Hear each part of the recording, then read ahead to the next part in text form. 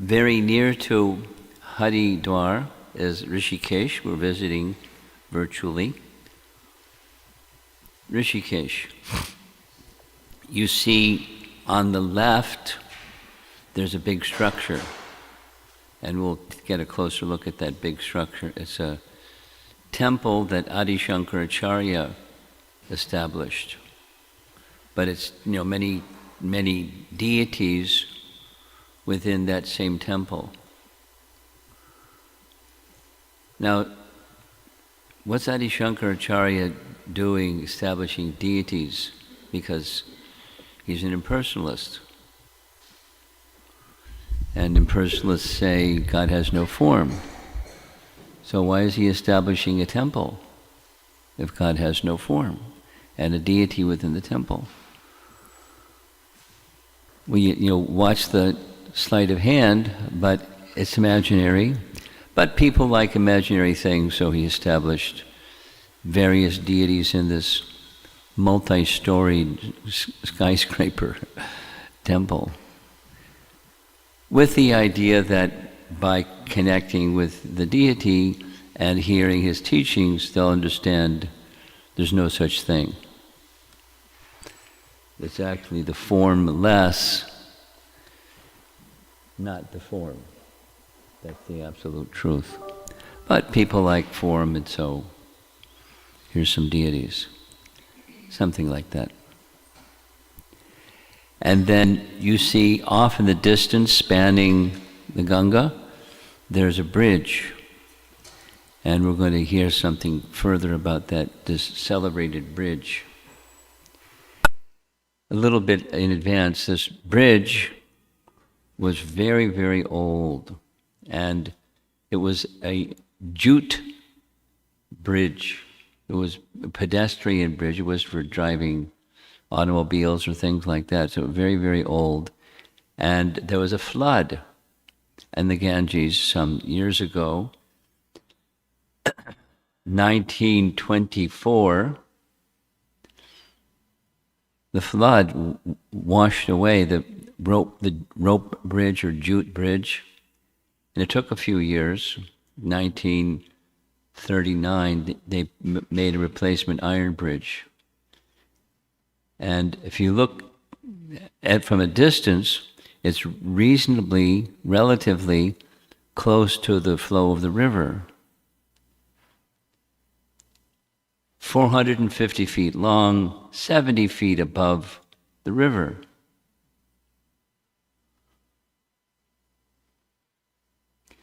And there's many other nice things which we'll get to when we get there. At least the locals, they have this understanding that Ram, Lakshman, and Shatrughna spent some time, and so there's Ram, Lakshman, and Shatrughna temples in Rishikesh. We'll find out more as we go forward.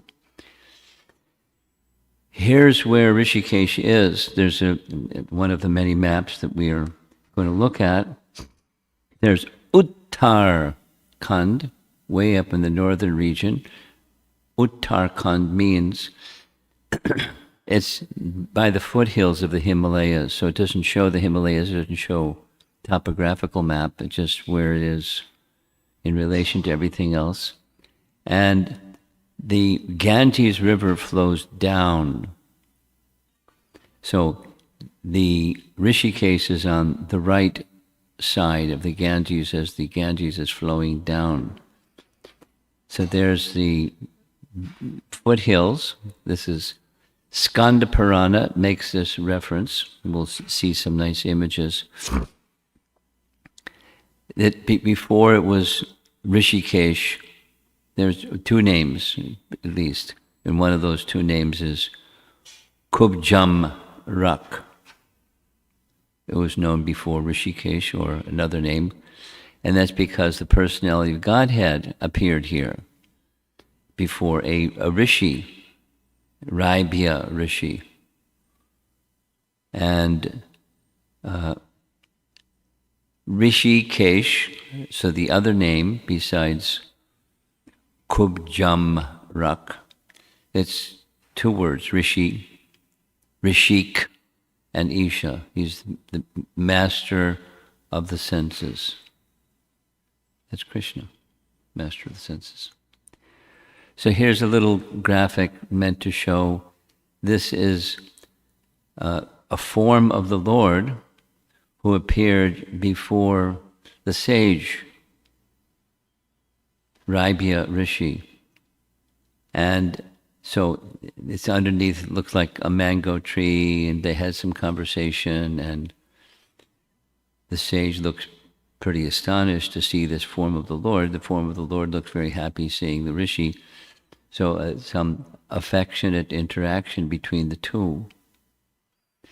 And another name, Hṛṣīkeśa. So this is the Lord who is the master of the senses. So we're getting the reasons behind the names, the original names of the place.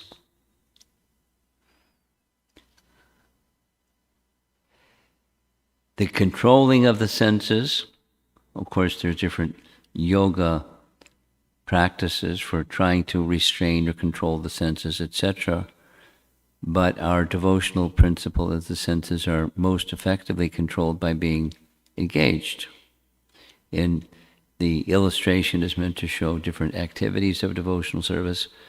On the right side, particularly deity worship for controlling the senses, directing the senses to serve the master of the senses, and in deity form.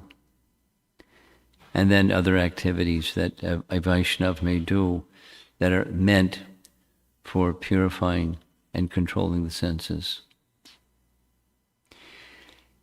Some of the significance of this place is found in Skanda Purana. It's a celebrated place that this particular location is spoken about. The Kedara Kanda section of Skanda Purana, that previously this place, Kubjam Rak, or Tirtha, was Hayagriva appeared here. Hayagriva. Hayagriva was a particular form of the Lord, not the same one that was pictured in that earlier image, but half man, half horse, Hayagriva. And he, Hayagriva, was requested, a form of the Lord was requested to deal with these two demons, Madhu and Kaitaba. Now there are different descriptions, but a prominent one is certainly for Rishikesh. A prominent one is Hayagriva, that dealt with Madhu and Kaitaba. So Madhu and Kaitaba, the history goes, Lord Brahma was breathing, and in his breathing, the Vedas were being manifested, and Madhu and Kaitava knew the art of stealing that sound vibration from his breathing, and they stole the Vedas.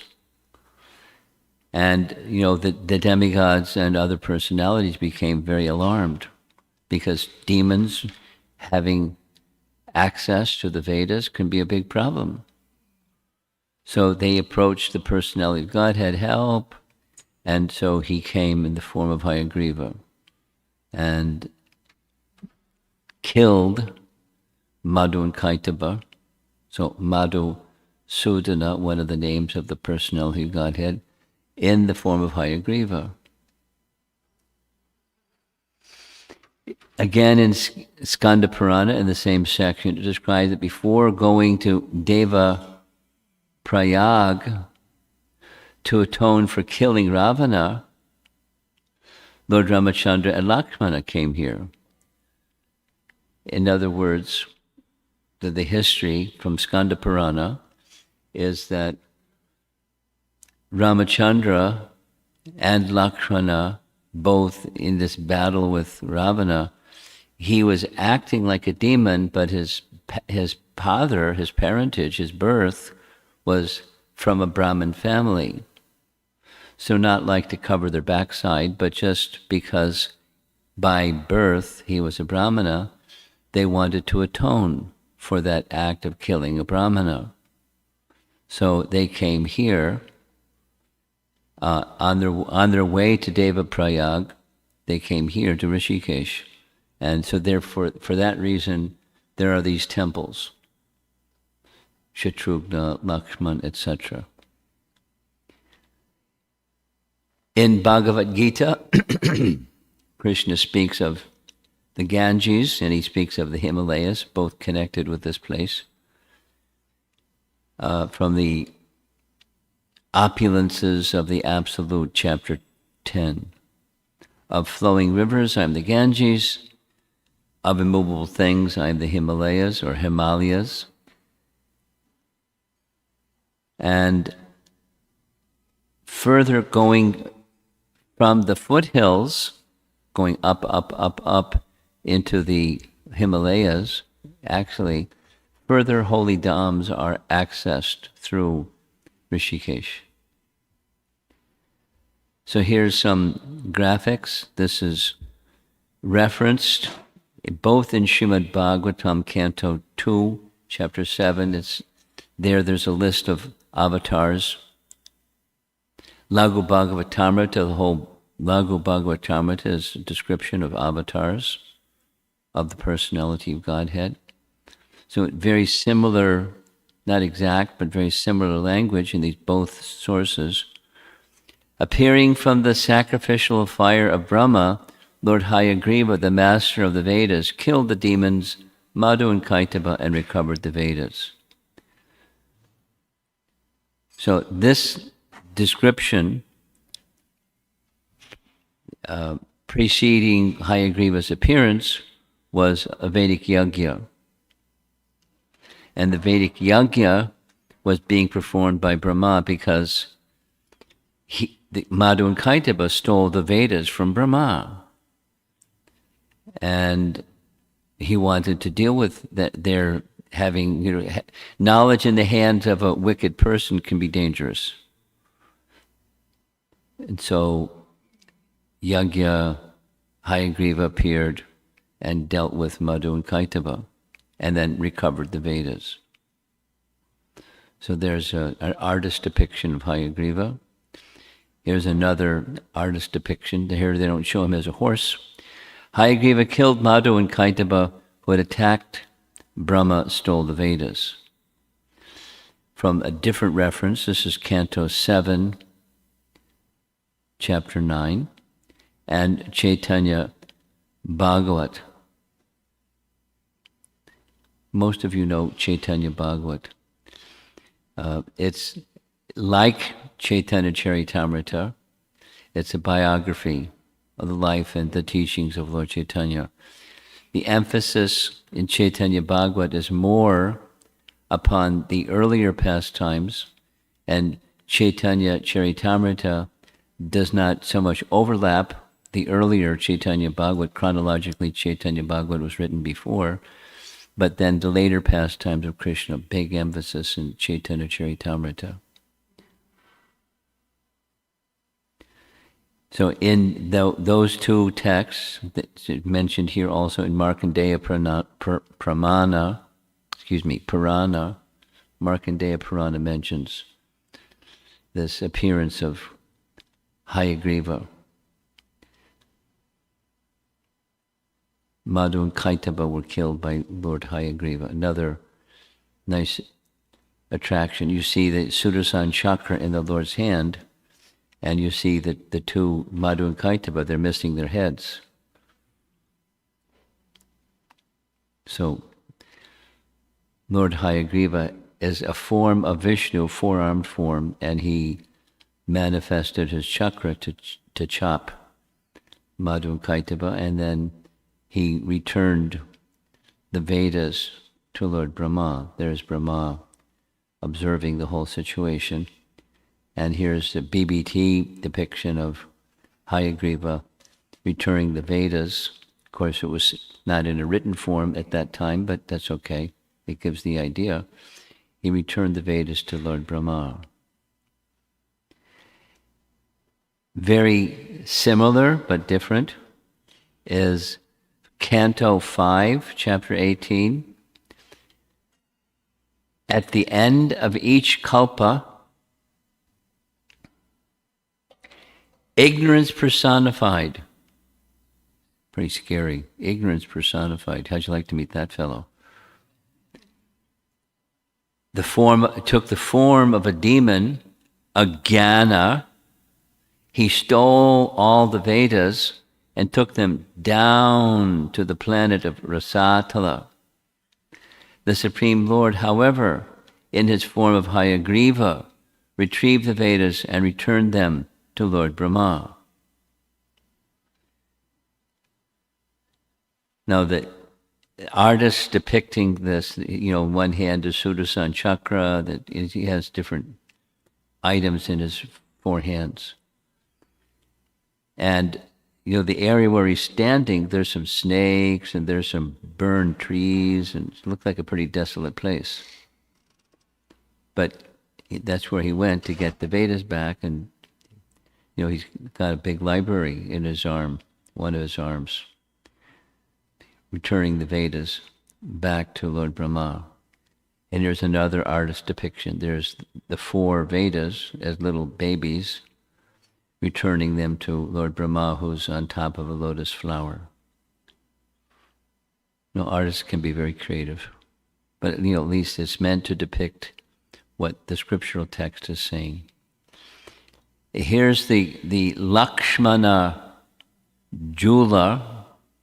Jula means swing, and this is the iron bridge that was reconstructed from the original, the footbridge that was originally jute and wiped away with floods, reconstructed in steel. It connects Tapovan in the Teddy Garhwal district and to the other side anyway. 450 feet long, 70 feet above the river. 70 feet looks like safe, but previously it got washed away. So it's not completely safe. And, there's boats on the river and people seeing the sights of Rishikesh by boat. Now, this is called Lakshmana Jula. Jula means swing. And here's a temple, Lakshmana Temple. The area where the Lakshmana Temple is called Tapovan, located very close to the bridge. This area is known as Tapovan due to the penance performed by Lord Ram and Lakshmana in this area. This was penance due to the fact that Ravana was killed, and he who was born in a Brahmin family was behaving otherwise, but born in a Brahmin family. The deity, I find it very interesting that the script at the bottom indicates the deity was installed by Adi Shankaracharya. And there's several temples like this where Adi Shankaracharya established the deity. This is a place called Rishikesh. It is said that it's in this place that Ram and Lakshman took their bath to purify themselves for having killed Ravana. And near this Rishikesh is a Vijay Raghava temple, Raghava indicating Ramachandra. And there's the deity. Ancient Sri Vijaya Raghava temple is next to the Lakshman Jula. So that bridge is an important landmark because many temples are on either side. And the altar are deities of Lakshman, Hanuman, and Ramachandra. He's the Sita, Ram, Lakshman, and Hanuman. You have to look closely because it's not a big photo, but Sita, Ram, Lakshman, and then Hanuman in his kneeling position over on our left side. Nearby, on the other side of that bridge, there's the Raghunath Ji temple. So, very clear photograph of the deity there. Then this structure that we saw on the very first slide, 13 stories tall. Look at this skyscraper. But you know the upper floors are narrow and the bottom floors are quite large. He gave it a name, Kailash Niketan Temple. In the 9th century AD, so they knew how to build tall buildings in the 9th century AD. And each of the floors has many small temples. So he was, I find it interesting, you know, he spoke against the Lord having form, but he accepted that people like form.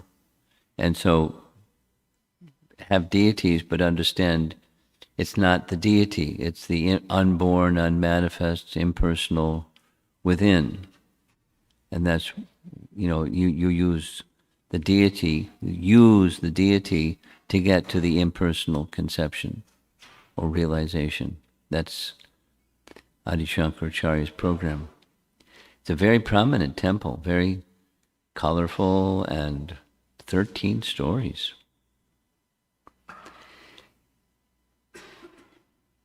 One of the practices daily along the banks of the Ganga is this arti every day. You know, it's ceremonious. You see, everyone has the same uniform. Looks like military kind of uniform, but they're wearing dhotis and offering arti to the Ganges. Another location, celebrated location in Rishikesh is Triveni Ghat. So the understanding is there's a river that you see in the painting or the photo, and the river is the Ganges River, but there's an underground current, subterranean current of Yamuna and Saraswati rivers simultaneously going on underground. I don't know the detail, but that's why it's called Triveni Ghat. And you know, the text says, it's easy to see, there's the Himalayas on the right side, and then the distance also, because the river winds its way along the foothills. So literally, Rishikesh, as with Haridwar, is at the foothills of the Himalayas. The location, there's a name, a local name, Muni Ki Reti, because during some portions of history, many rishis made their residence here. Now, already we saw a Lakshman temple. Here's a Bharat temple. Look at this, they have it in English. Sri Bharat Mandir.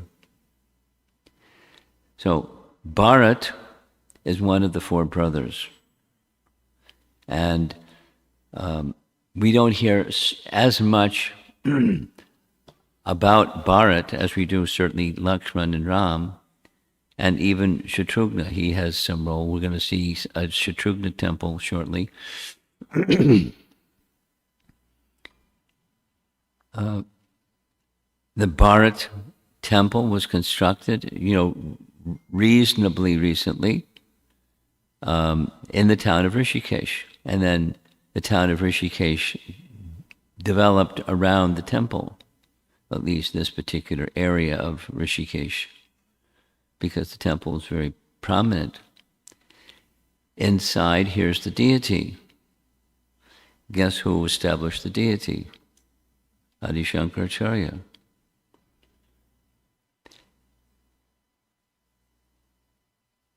And the date it's on the screen, 789 AD.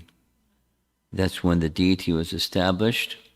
Basant Panchami, and then every Basant Panchami, the Shalagram Shila deity is taken from the altar and taken to this area near the Triveni Ghat and given a holy bath. So it's likely there's some abhishek that happens every day, but on this particular day to commemorate Adi Shankaracharya's establishing the deity, the Shalagram Shila is removed and taken to this Triveni, near the Triveni Ghat. And according to this text, this temple is mentioned in Vishnu Purana and Vamana Purana. So it's the history behind is very ancient. No, that's not so likely that the deity and the temple is that old, as old as the Puranas, but mentioned and then manifest according to some scriptural indication. Here's another bridge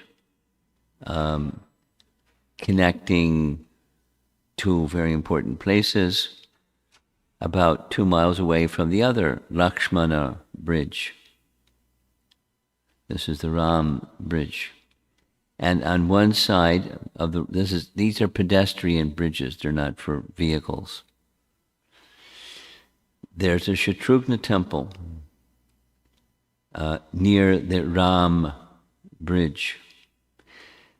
The temple is dedicated to Shatrughna, Lord Ramachandra's brother, the youngest of the 4 brothers. Shatrughna, his name means the destroyer of enemies. So he's not so well known, but he did some very important service dealing with Madhu, the demon Madhu. And thus, he did a nice service.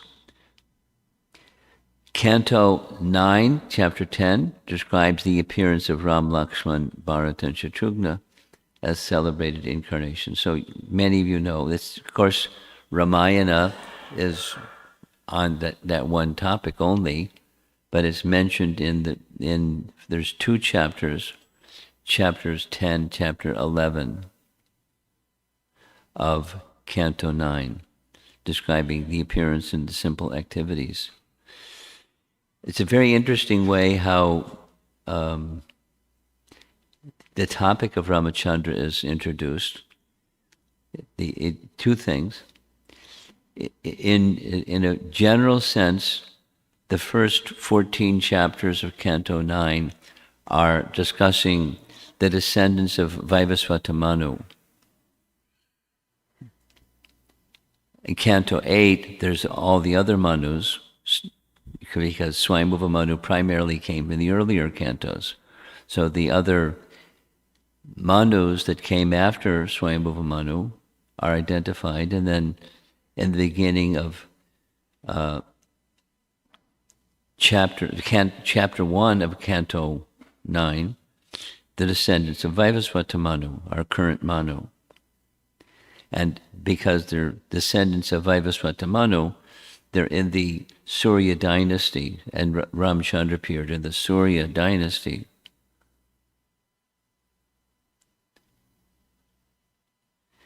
And these 4 brothers were sons of Dasarath, described in a summary fashion. What Shukadev Goswami says in the beginning of Canto 9, chapter 10, is because many, many descriptions are abundantly available. You're all you great sages, you're accustomed to hearing the pastimes of Lord Ramachandra, so I'm only going to mention them in brief, and yes, definitely very brief.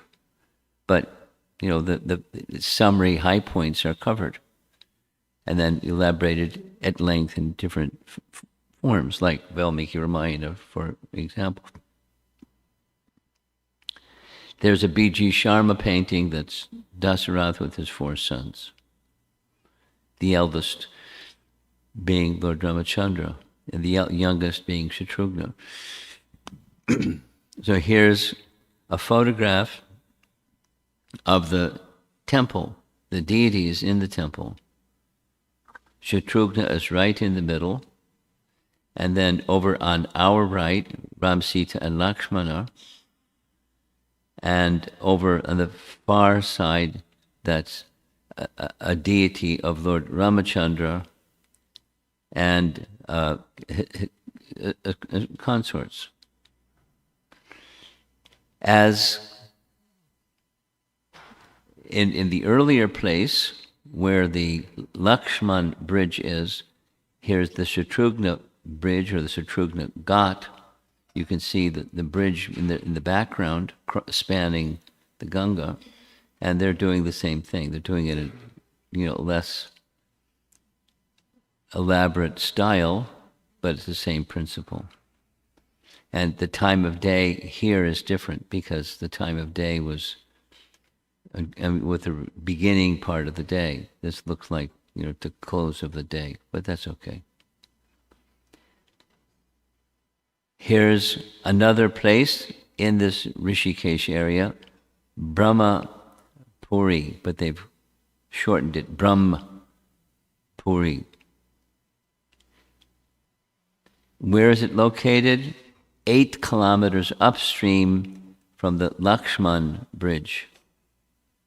And according to the local history, Ram and Lakshman meditated here while traveling to Deva Prayag.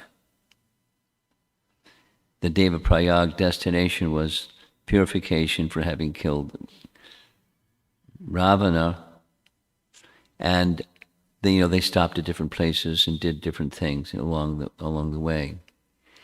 In the Padma Purana, there's a very large section just simply glorifying Srimad Bhagavatam, or it's called Bhagavat Mahatmya. And it mentions this place in Padma Purana, a place where Narada and Sanat Kumar discussed Srimad Bhagavatam.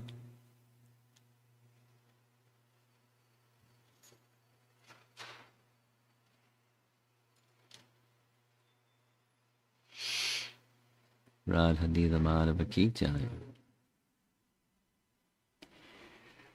One of the classes that we'll be conducting is a visit to the place where Krishna spoke Srimad Bhagavatam, on the bank of the Ganges. So it's relevant. And when we took our yatra, we visited all these places, including the Sukratal, where this Bhagavatam was spoken. And in that section, and we cover that, there's many times. We're primarily familiar with Shukadeva Goswami speaking to Maharaj Parikshit at that location by the bank of the Ganges. But we'll see there's many, many, many other historical incidents where the Bhagavatam was spoken. One of them referenced here. Narada Muni and Sanat Goswami discussed the Srimad Bhagavatam in this location.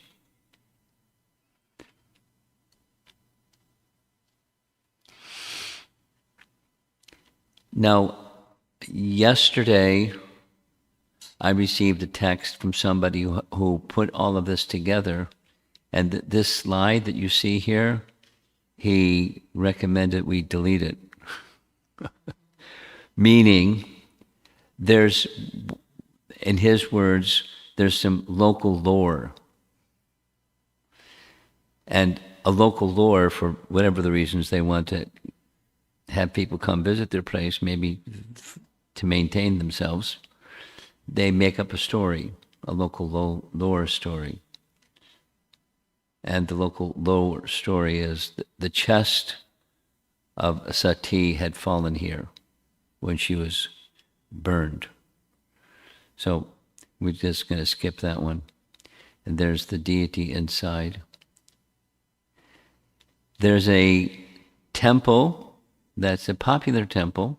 It's not the place where the pastime occurred, but it's commemorating the pastime, where Lord Shiva, using the cups of his hands, swallowed the poison that was generated from the churning of the milk ocean, and his neck turned blue. But he was requested to be merciful and protect the world from the poison generated from the churning of the milk ocean. And it doesn't show it clearly in the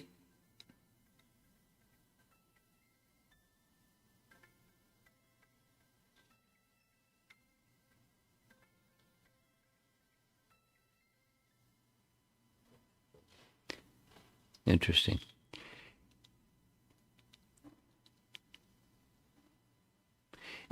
Some artists have depicted the blueness of Lord Shiva's neck, and some artists have not. But whether the artist depicted or not, his neck turned blue, and thus the name Nila Kanta, the blue neck, Mahadev. So there's such a temple, and here's the temple. According to Skanda Purana, Shiva meditated here for a long time after this incident. Now, here is a nice example. It's not just local lore, it's a scriptural reference. Now, exactly where, there's a scriptural reference. And, exactly where, who knows? But there's a temple commemorating this pastime, his meditation after holding the poison in his neck, and for a long time he engaged in meditation. There's a gufa, or cave, where it is said that Vishishta meditated. There's a very nice image of Vishishta. Not so far, 25 kilometers from Rishikesh, again on the way to Deva Prayag, on the Badrinath. So this is going up and up and up.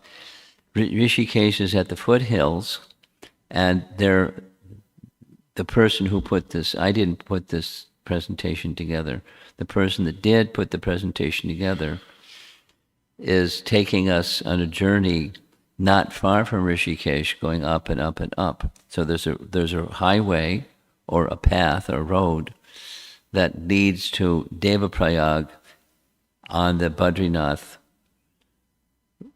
path or highway. So that's where Vishishta's cave is.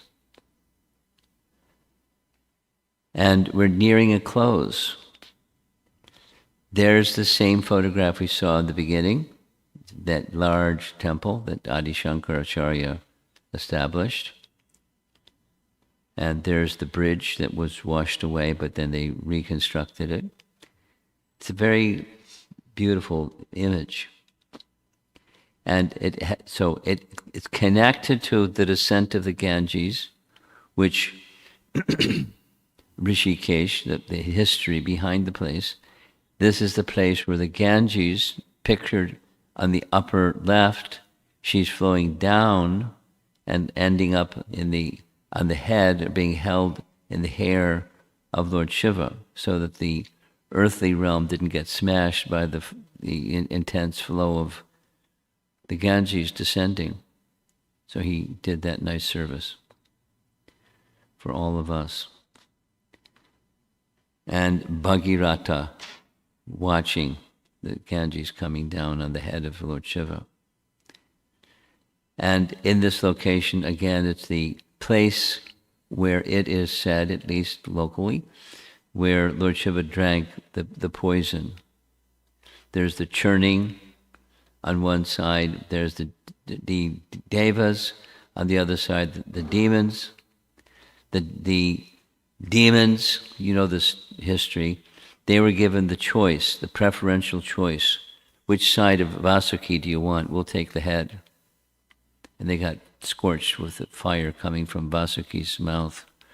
And the demigods took the tail, which is not auspicious, but they were free. They were spared from the fire coming from Vasuki's mouth. And there's the goddess of fortune and so forth. So this is just an artist's rendering, and there's a pond or a structure where this pastime is being appreciated. Another illustration depicting the entire pastime, there's Mandara mountain, Vasuki on both ends. There's Kurma holding the Mandara mountain so it doesn't sink.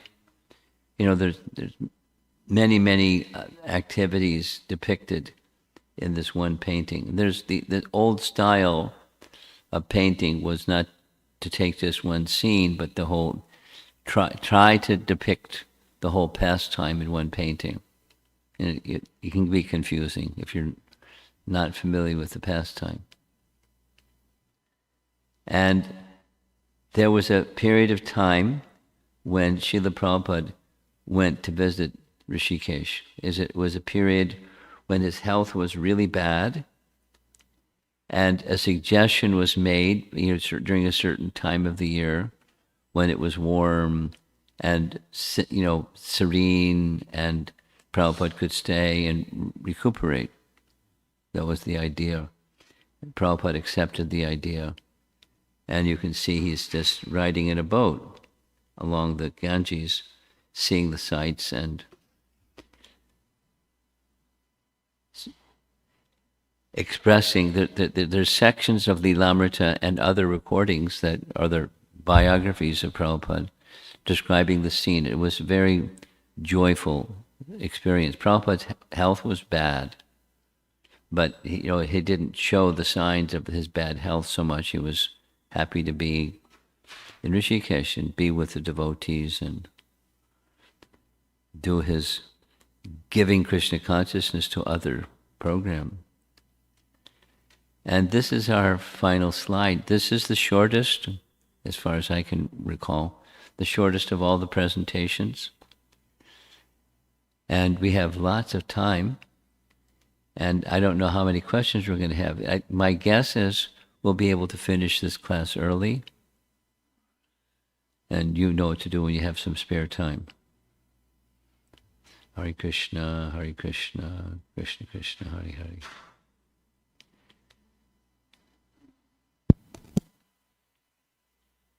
Any comments or questions? Wow, that was quick.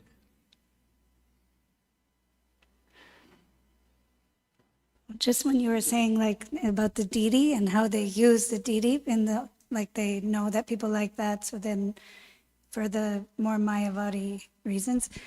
I heard a story once, maybe you can clarify, that Prabhupada was walking with his cane and... In Rishikesh? No, he somewhere. was just somewhere. He was walking with devotees on his morning walk, and there was a puddle, and he had devotees around him, and then they gave him his hand to cross the puddle, and then when he crossed, he said, he pushed him away, and he said, "That's Mayavadi." Yeah. And I always thought that helped me make sense of it. So I don't know, have you heard that story? No, but I'm not surprised at all. The version that I heard was someone put their arm up, and Prabhupada rested his hand on their arm that was put up so he could cross, and then pushed. So I've heard something similar, but where it was, I don't know. Okay. Impersonalism.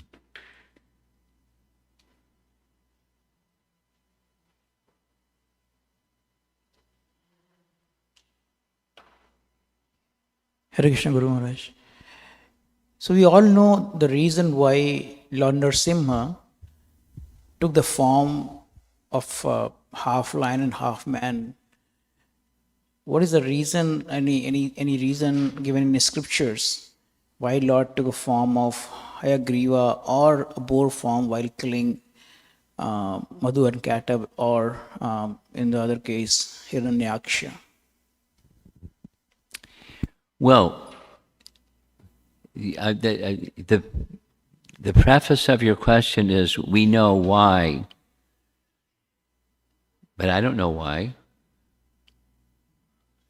Lord Nrsimhadev, it could have been n number of different forms, but it was neither this nor that, but it could be so many other forms besides that form.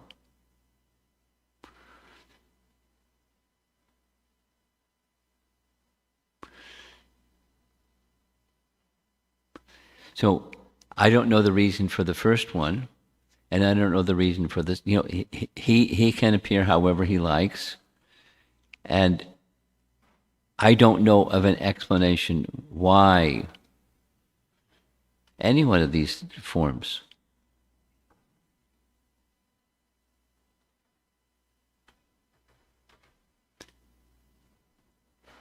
Advaitam Achyutam Anadam Anantarupam. He has unlimited. Here's the little Prabhupada story. Prabhupada was by the side of the ocean. They're walking along the shore, along the sandy beach, and Prabhupada stopped and looked out at the sea and made a comment. Who can count the waves in the ocean? And who can count the numbers of forms of the personality of Godhead? So why he exhibits this form versus that form or another form? You'd have to have a password to the contemplations of the personality of Godhead. Why this form or that form or in any other form? Why? Thank you, Guru Maharaj. Yes, over here. Somebody's going to... Could you do this service? Get rid of the Mridanga.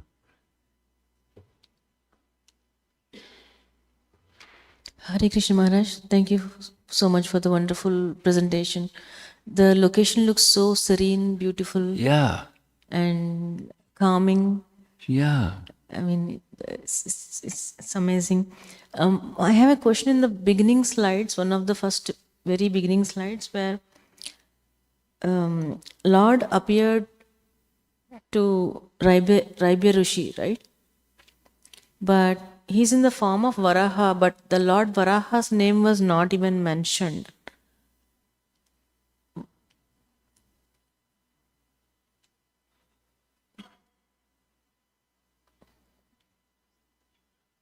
The next slide maybe, yes, this one. So he was called as Hṛṣīkeśa, but This is the person who provided this presentation made this graphic or illustration, and it certainly looked like Lord Varaha, but it's Hayagriva. Oh. It's just one of those. Okay. There were a number of these. I didn't prepare all this. I researched, but I didn't prepare the graphics. In some cases, I said, please provide a better graphic because this doesn't make sense. And I didn't say it like that, but. So in Hṛṣīkeśa, is Hayagriva the prominent deity? Yeah. Now, that, as we heard, Lord Varaha also dealt with Madhu and Kaitaba. So maybe, I don't know, there are many maybes. Maybe that's how this graphic got in here. So when we visit Rishikesh, should we meditate or surrender to Vedas or the scriptures? Because the significance. What's the difference between surrendering to the Vedas and surrendering to the scriptures? What's the difference? The scripture is what I refer to is Srimad Bhagavatam, not the Vedas. Well, Srimad Bhagavatam is part of the Vedas. Why are you making this distinction? I believe Srimad Bhagavatam is the cream of the Vedas. Okay, but it's part of the Vedas. Right. The cream is part of what's in milk. Right, Maharaj. So my question is, when we go visit a certain dham, that dham has a significance, right? Like in I'm this, listening. So what's this your point? dham has a significance of the Vedas being protected by the Lord. Yes. So I'm sure if we sit there and read Bhagavad, it will be more grasping or absorbing. Well, then just go to Vrindavan and skip these other places.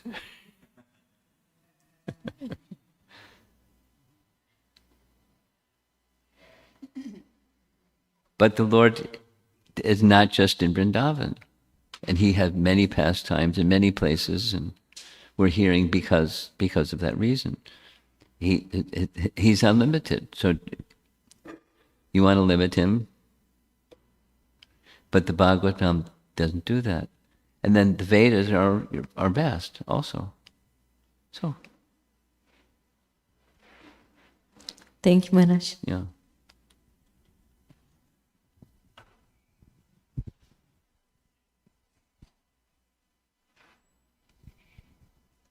When Srila Prabhupada went to Rishikesh, the Maharishi Mesh Yogi had a place there. Yes.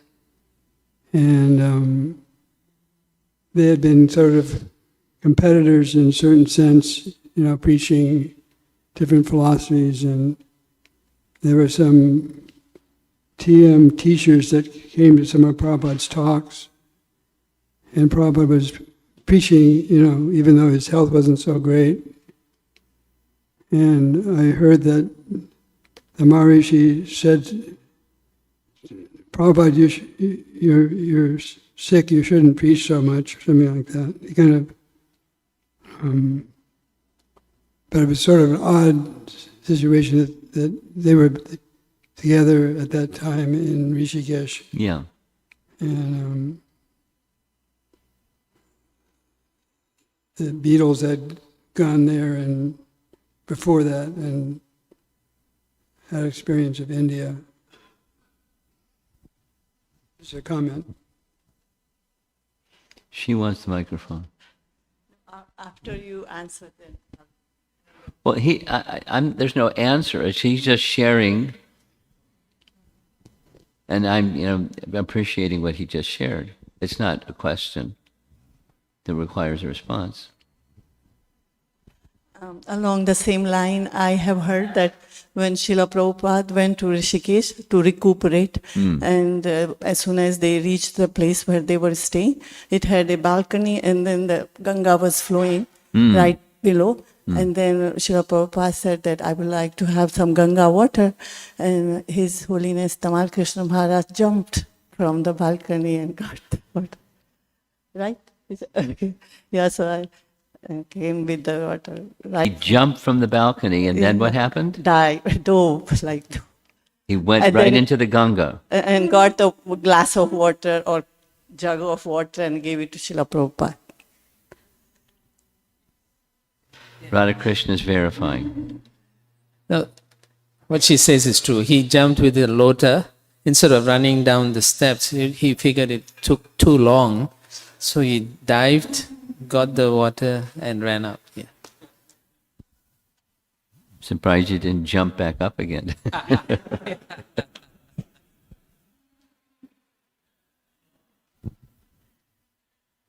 There's a hand up way in the back.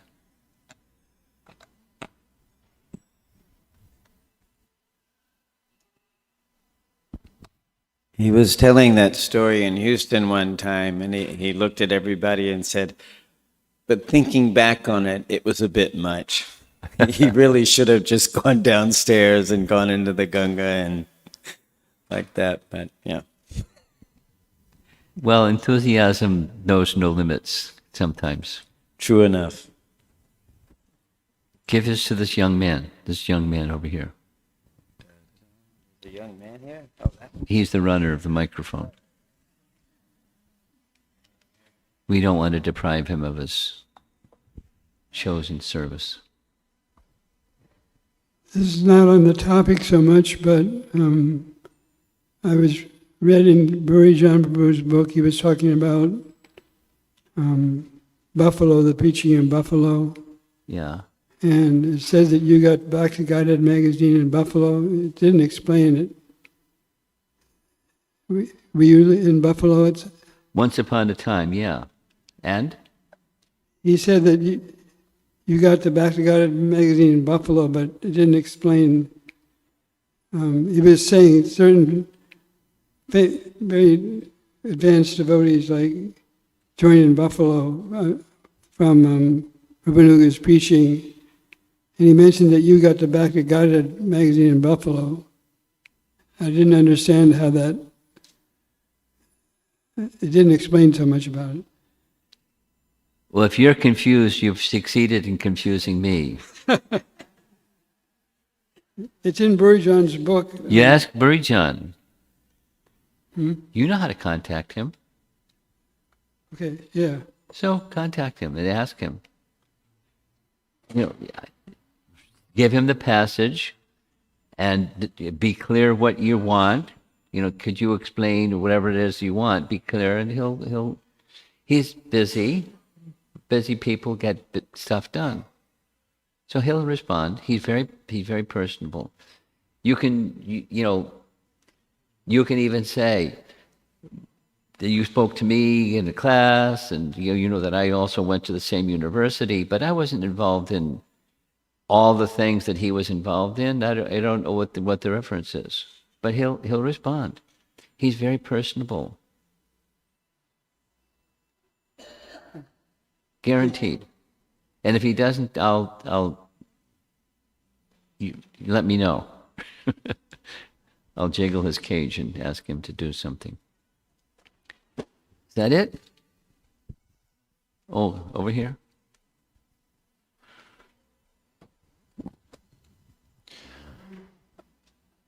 My question is about the churning of the ocean of milk. Based on the presentation, it seemed that the churning took place on Earth, and also Mandara Mountain is a location, the Mandara Hill.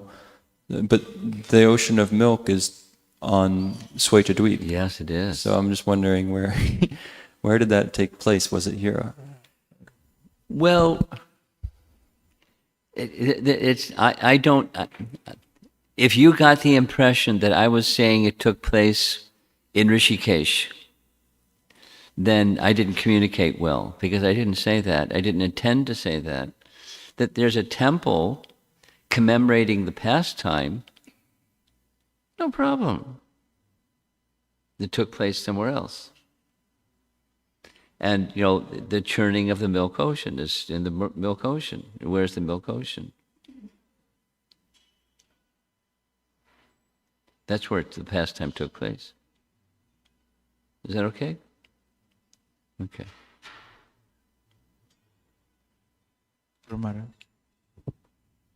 The question from Amara Mataji. Okay. She has two questions. Two questions. One question from today's class. Was there a reason, a specific reason for Lord coming in the form of horse? No.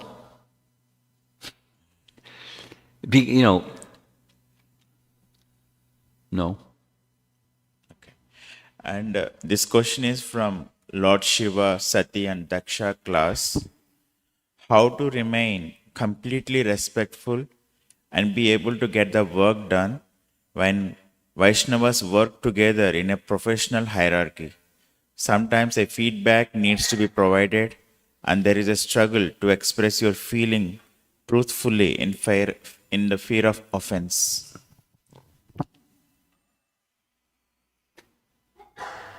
If I've understood this second question correctly,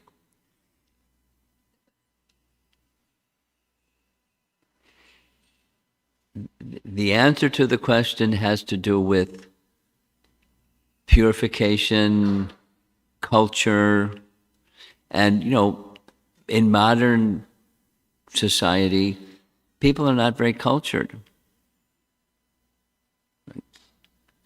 We're not cultured, not just very cultured, not cultured. And so, guaranteed, somebody's going to have their toes stepped on, even if you're not intending to step on someone's toes.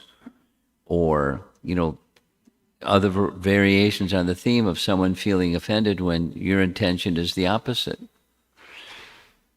So, how to, it requires purification and culture. And, intelligence, and all of that comes from becoming a better representative of the person who we're serving, Krishna, and the representatives of Krishna who we take shelter of. And to the degree that we can be, when we're responding to like the situation that she's describing,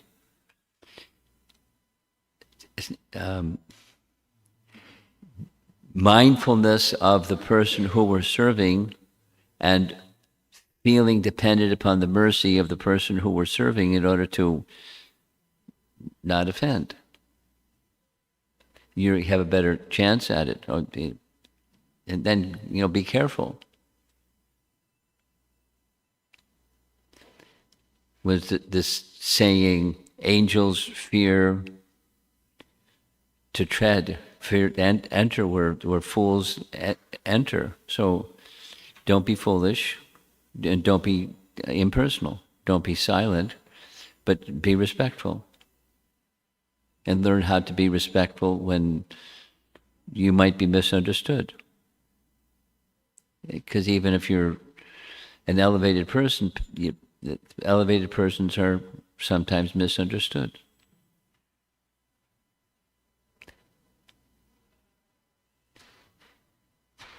Okay. Looks like yes.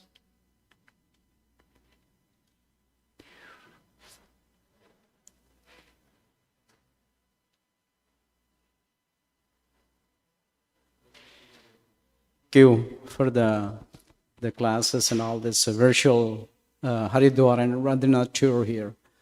So excellent. It's just not a question, it's just a comment. I think in 2023 I went to Rishikesh and stayed about 10 days there. And just getting up in the morning and going to the Ganga and then going here and there. Wish I had heard this one before I went there. And Rishikesh is a so excellent place. You can sit in any cave and do the japa wherever you want. So nice it is. And on the last day, I came to know about the Vasistha Guha. About the which what? Vasistha Guha. Okay. Which was said in the slide. Yeah. That is very, very deep inside. Inside what? Inside the cave. It is a very long cave. Uh-huh. It's by the side of the Ganga, but it is very inside, deep inside. It's a very, very nice guha I have visited because the last day I was staying in the Madhuvan temple, which is actually ISKCON temple occupied by some locals or ISKCON devotees. So they don't even open the gate because of fear of ISKCON devotees entering at 4:30 Mangala Harati. There was sudden disappearance of their Guru Maharaj one night, and he gave a signed letter that from now on this will be like this. So they used that letter to dissuade our ISKCON devotees from there. But the temple was so nice. Yeah, many people are like trying to get that one back to ISKCON. But so yeah, Rishikesh, I just felt it is so peaceful, like whatever the japa you do, you can just go on any street and do your japa wherever you are. And just remembering and recollecting when I was seeing these clouds, and so many things I did not, I was just seeing them from distance, but I never actually entered to have that thing. And even this virtual Haridwar and Rishikesh tour is, I'm thinking, is better than my physically actually going there last year, because so many things I'm experiencing just by hearing them more properly. Thank you so much.